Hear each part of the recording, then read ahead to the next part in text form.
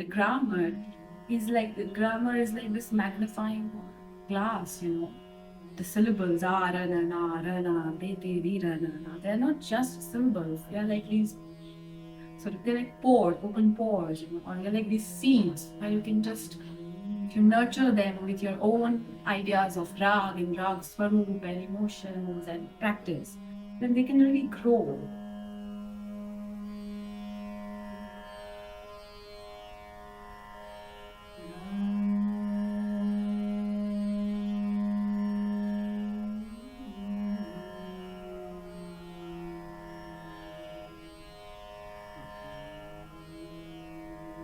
So I met my teacher, I met Ustad Zia Fariduddin Dagar, and I was 17 years old in my school for a workshop. You had to come for the workshop. And before that, my kind of background and where I was at the time when I met Ustad was already quite sort of rich with music and khayal, mainly khayal, and a lot of other folk music, that I was introduced to in my childhood. So, but overall, I think I really, music and singing brought me this very great sense of joy, since I was a child, since I was a very young person. So I don't think I really had to kind of choose. It came very naturally. Music, singing, dancing, that came very naturally to me. And uh, in fact, it was music that I knew for sure that it's something that I would never take up professionally as a young person, because it was something very intimate, and I really couldn't think of taking it up as a profession, because you don't see it that way when something's so intimate. You sing it for yourself and you're kind of rather shy about it. So though I sang very, very freely initially when I was a child, I would sing everything and anything that came my way, be it film music, be it folk music, um, khayal, thumris, ghazals, Benamakar. And I didn't sing Dhrupad till I met Ustad, but I was introduced to it as a child, very briefly. But when Ustad came to my school and when that workshop happened, I think something really shifted. So it was two things. First, I really understood that this music has nothing to do with um, rigidity, as it will be sort of uh, understood as generally, that it is a very masculine music, that it is very rigid, that it really requires a very, very strict kind of a discipline. And when I'm using these words, I really mean in its true sense. What we mean by strict, what we mean by discipline. Does discipline mean control? You know, uh, what is masculine music? What is spiritual music? So these were the terms that I could never understand. For me, I thought that it's at the end, it's just frequencies, that we are working with. It's the sounds and frequencies and emotions. So somehow that period of time when I spent my time with my ustad, getting introduced to the music in the workshop, I think these sort of conditioned ideas that were there in my mind kind of really got resolved, and I felt like here is a music which I can really kind of spend a lot of time studying, learning, singing. And I don't think there was any sort of choosing there. There was no, it was not a matter of choice. It was read, it was there. I loved singing. And the second thing was the teacher. I think I really felt like it was like I've said that many times to many people. It was like being introduced to an ocean or a mountain. It's like, but for the first time when you see the Himalayas, how would you feel? I really felt like here is a person, who's free in his being, who's a free master, who really truly can free you and free himself through his art. And that was very crucial to me as a person. Though I was a very submissive kid, I would not want to displease my elders. I would want to be the person whom they praise. you know i like to I like to move around people older than me, like my teachers and teacher's pet, you can say. But here was someone who was sort of, who had no boundaries in a very beautiful way, who was not really carrying any sort of false identity. And that was very important for me as a young person. So I don't think anything brought to me specifically in terms of the idea of this music, as idea, what is Dhrupad as an idea is. No, I don't think I really came with that, or this whole idea of becoming a musician, or this whole desire or ambition to be performing, so to say. I think it was something which I could see, a journey which I could see that can really lead to a whole lot of things in my life, a whole lot of discoveries, and a whole lot of, directions which can free me as a person. And then ultimately just singing, like what an intricate way of singing. And these syllables, the grammar and the syllables, and the fact that you can really elaborate something, the fact that you can dive deep into something. Because I was also I was also training to be a painter. I also learned, how to paint, and I was preparing for my examination for fine arts. And I used to do a lot of work in details and watercolors and inks, and so somehow my study into these kind of subjects like detailing and observing a form, and how a form comes to being, its relationship with emotions and things like that. So that's how I think it all came together. And then, of course, the relationship with the master already sort of took place, from then on. So it was both. It was like this beautiful sort of a relationship with this grand master, who was almost like this carrier of this work, this art, and the music on the side. And I think these things brought it together. I think ultimately it's destiny. I really feel that sometimes some things are aligned. They come to you to teach you big lessons, and really help you journey through your life. So I don't think I really had to think or choose. And I think I had the freedom because my parents really, sort of supported this whole movement that took place in my life. And the teachers around. And so I think I was very fortunate to have that kind of a ecosystem which held me into this, just to be free and go for what I think I feel is the right thing for me to do.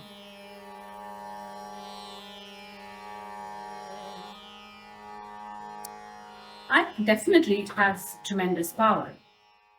This whole practice is, and the discipline that a genre like Dhrupad offers.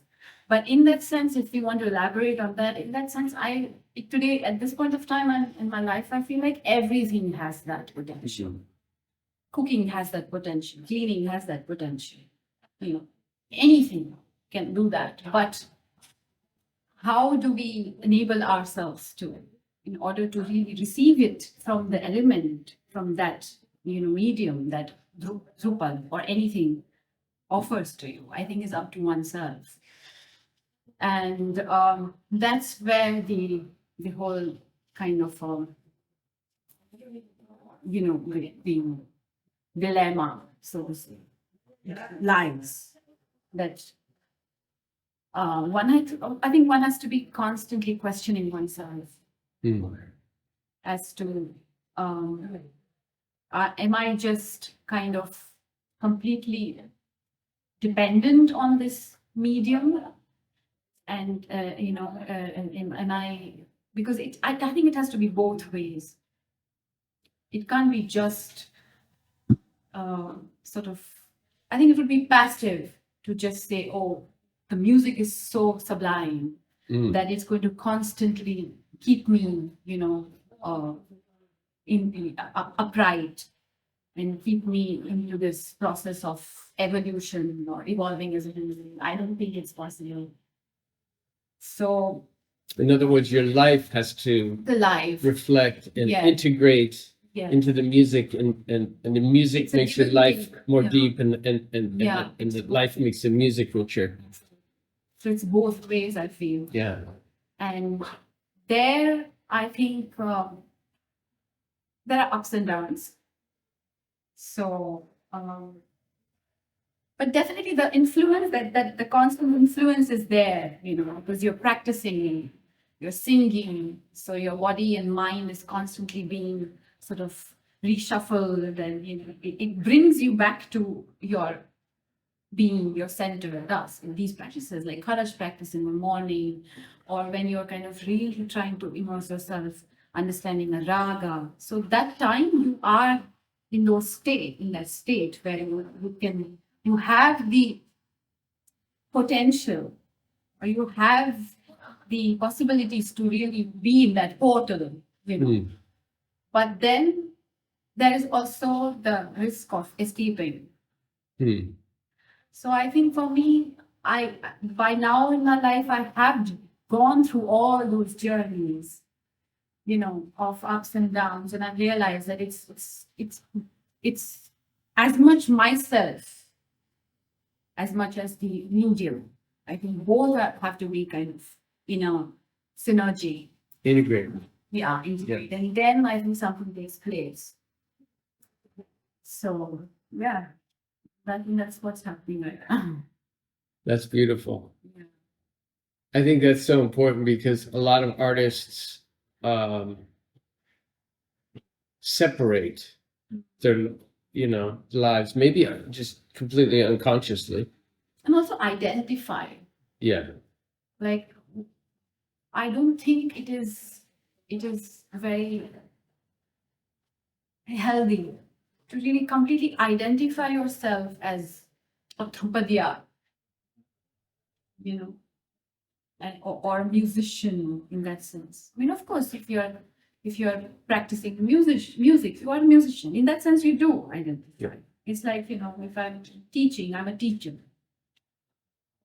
But I think I feel that it limits somewhere.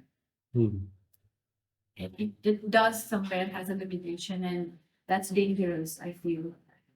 As a person, I won't even say artist, a person who's practicing art or music, it does limit somewhere.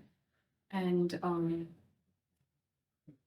one can try and sort of, release those outfits and see, because I think that's what the masters did. And that's when I began talking about Ustad, I really felt that he was one master who constantly he was constantly at that, it's kind of course, everyone has that. When your human nature is different and your kind of music nature is different, and we're all human beings, but somewhere that constant striving for that non-identification has to be the constant factor, when you're trying to walk this path, I feel. Beautiful. Yeah, so it's kind of like not getting stuck in just being a musician, it's just being a Dhrupad artist, but I just question it, like, yeah, am I'm not a musician when I'm like eating my food or, paying my bills, and I'm just another human being. And that's a beautiful thing to be. Or relating to someone on the street or something, exactly. Because the being music human. is going to come from there. Yeah. The music is not going to come from that beautiful prism that you have created around you. I think it's going to slowly stagnate. Yeah, because and I've felt that in myself also happening at times, and I've seen that with many musicians and artists around. So, and because of that, I have really questioned, and I am going through that struggle constantly. And it's a difficult process, but I think one has begun to do that. And that's when I'm saying this, that it can really be dangerous. And that's when your heart opens. I think separation of any sort is going to close down the doors to emotive expressions, and what we're talking about, music, art, they're all emotive expressions. So that's the first thing that you need to keep on check, is that am I closing down? Am I putting myself on this ivory tower or not? And then along with yourself, are you pushing the medium and the art also, which is not, I think it's a very dangerous path.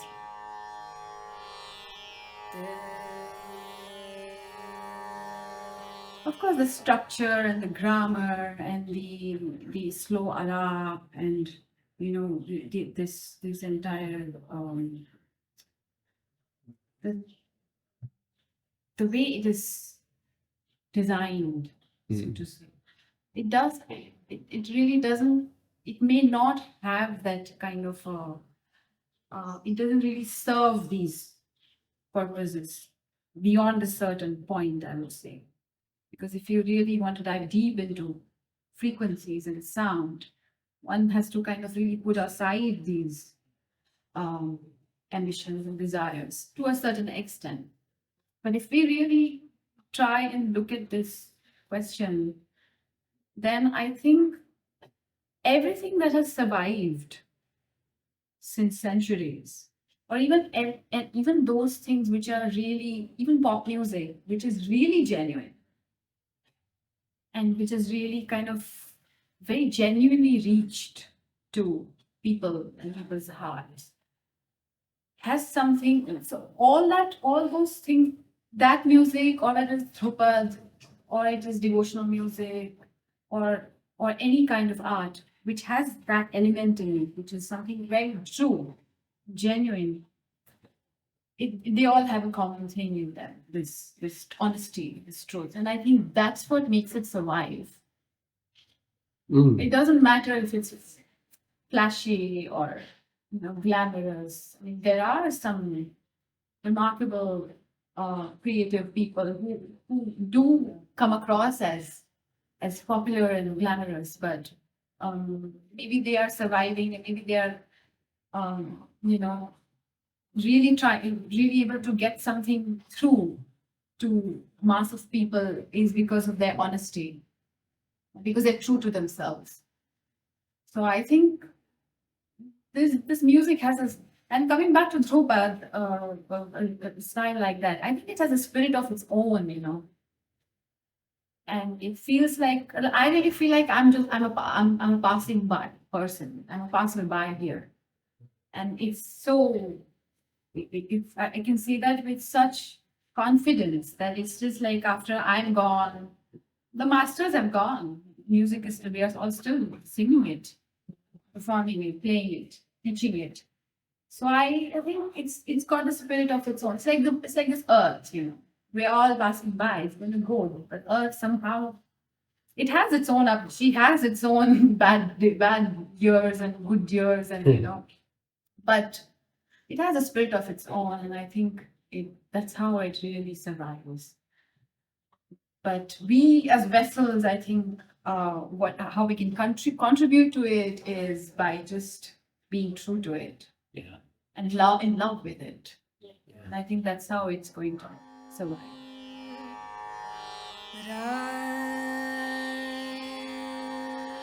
What we need to understand is that where does the need come to innovate? because innovation, when we're thinking of innovation, I think there always has to be purpose behind it. It's a need, I feel, that I really want to kind of wander out of the given structure. Then why is that need? What is that need to wander out of that structure? And I think if that need is something which is very, very urgent and crucial, then what you do will be genuine. And I think it's good to be really, really open to that. But then if it is just for the sake of doing something different and new, then one needs to kind of question that first and really see that, is this going to really convey something important or not? Because I really feel that the grammar that Dhrupad music offers, like the syllables, it has so much of space, potential. It's like ink. When you're given ink to paint something, it's like liquid. That's why I really feel like it's got that water element to it. Immortal, and emotions are water, right? So when you have water, you can do whatever with it. You can pour it like this, or you can spread it across, or you can spray it, or you can bathe in it, you can jump into it. So this is a medium. And I really feel that Dhrupad that way you can see it's quite modern. It's beyond its time. So it's already, I feel this is one genre that has been innovating itself through the musicians for centuries. Beautiful. And you can say that, I don't know if I would be really apt in terms of the terminology and musicology of it, but I think it's a contemporary music in that sense, And it is constantly innovating, and it is providing that platform to every artist. And that's why, look at the Dagarwani School of Music itself. We all sing so differently. We all have that freedom to really, within that discipline, to really be ourselves and, express ourselves. So that's innovation, I think. Yeah. And that's evolution. And I think that's why it has survived so long, because every generation has really put in their own thoughts and their own processes in it. And like I was just explaining in the workshop, that the grammar is like this magnifying glass, The syllables are they're not just syllables. They're like these they're like pores, open pores, or they're like these seeds where you can just, if you nurture them with your own ideas of rag and rag swaroop and emotions and practice, then they can really grow. Because it has the dynamics, the working dynamics that you can do with it. So I think innovation is happening in the movement, in Alam. It's happening. Look at Zia Fariduddin Dagar Sahab's music. Look at Chote Ustad Zia Fariduddin Dagar Sahab. So different. Yeah. The same integrity, the same ideas, the same training, the same upbringing, the same syllables, style. But because they're completely two different people, the music has that potential to really reflect who they are. And then if we look a little more further, then maybe I've been thinking since past few years about the poetry aspect of it. Like, is there any possibility to bring in some other words, other styles of other language? So that something is something that stays open in today's time, whether we should really do that, or is there any other language apart from Braj Bhasha and Persian, the other Sanskrit or whatever, the old ancient languages that has been used in composition, but can we do something else with it or not?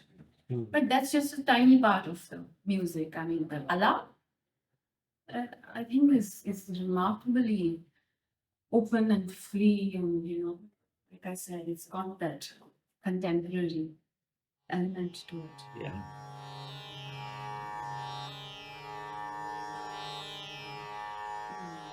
I think it's quite central to it. I really feel that it's quite central to it. It really nurtures each other in that sense. And the voice is at the core of it. I feel like the instruments do. It's very evident that the way the styles and the instruments in this giti, in this gharana move, and so the way they kind of navigate through the alap, it's to come as much closer to voice as possible. But I think the tant aspect, the instrument aspect, is very central to this music, specifically the Bombay gharana, the bade ustad and chote ustads, Z.M. Dagar and Z.F. Dagar's gharana, because of the veena aspect being so, significant. So I think it definitely adds a greater sort of space and dimension to the singing, and then the whole conversing, and the study in sound really sort of has a very different perspective to it, I feel. So you feel like your singing has been impacted by, for instance, the veena playing of your tradition? Yes, greatly. Sometimes when I'm singing, I do hear the sound of the instrument and try and get that into the it comes naturally sometimes. Yeah, because it's like another person singing, Yeah. So it's like you recall your master's voice like that. You recall the instrument's voice also. Yeah. Wow. Yeah.